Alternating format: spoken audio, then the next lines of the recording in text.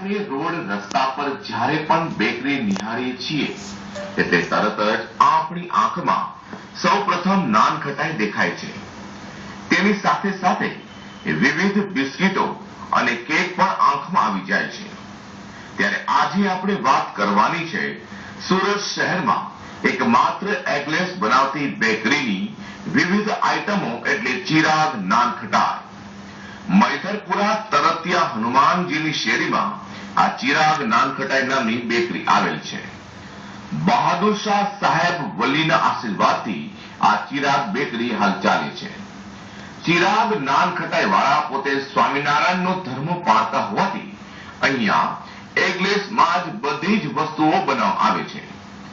જામ ખંભાળિયાના શુદ્ધ ઘીમાંથી હાલ નાન ખટાઈ બનાવવામાં આવી રહી છે, જેમાં સાકર, ચાસણી, ઘઉંનો લોટ, ચોખ્ખું ઘી, ઇલાયચી તેમજ જાયફળનો સામે દેખાઈ રહેલા મશીનમાં વલાવવામાં આવી રહ્યું છે। ચિરાગ નાન ખટાઈ વાળા મેડમ પોતે જ પોતાની નજર હેઠળ નાન ખટાઈ બનાવડાવે છે।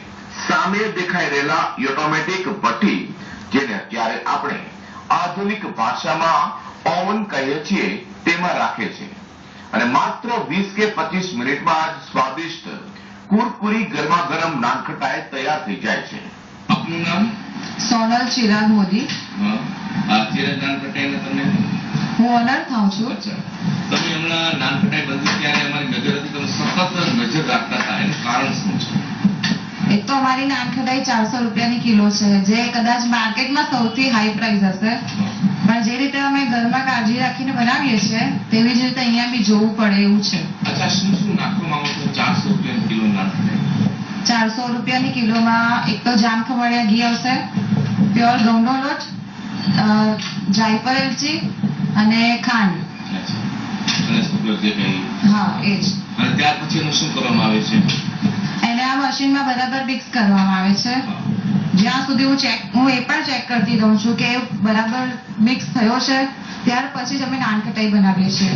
ચિરાગ નાન ખટાઈની બેકરીમાં વિવિધ નાન ખટાઈઓ બનાવવામાં આવે છે, જેવી કે જામ ખંભાળિયામાં ઘીમાંથી બનાવવામાં આવેલી nankhatai, vanilla, coconut, chocolate, butterscotch, પિસ્તા વગેરે સ્વાદોની નાન ખટાઈ અહીંયા જ બનાવવામાં આવે છે।